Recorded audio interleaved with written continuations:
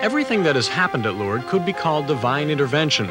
Every request put forth by the Blessed Virgin to Bernadette was accomplished, from the building of her chapel, to the washing in the water, to the serving of penance to pay for one's sins. And then there are the processions, such as the blessing of the sick, a daily occurrence at Lourdes, and one of the most moving experiences one can have. It was at one of these afternoon processions that Mrs. Feely recalls the curing of one of her friends, a French woman who was in the last stages of multiple sclerosis, a crippling disease which can summon death at any moment, and for which there is no known cure.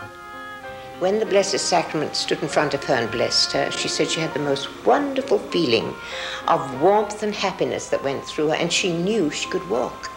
And her first desire was to fling herself on her knees and thank God. But then she was a timid person. She thought, oh, they'll think I'm making an exhibition of myself, trying to attract attention to myself.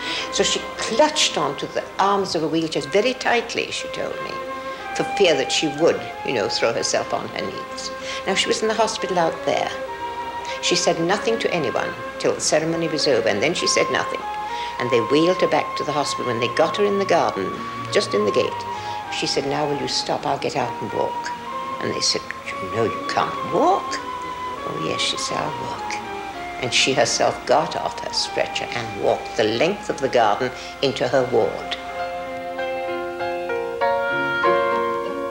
So cures do exist in Lourdes. Whether or not they are miracles is still left up to the Church.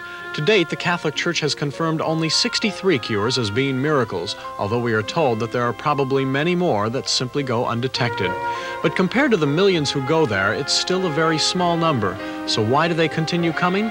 Well, during our visit, we heard many times that the most important aspect of Lourdes is not the physical healing, but that there is a far greater miracle that leaves no one empty-handed. Tomorrow night, we'll investigate the real miracle of Lourdes.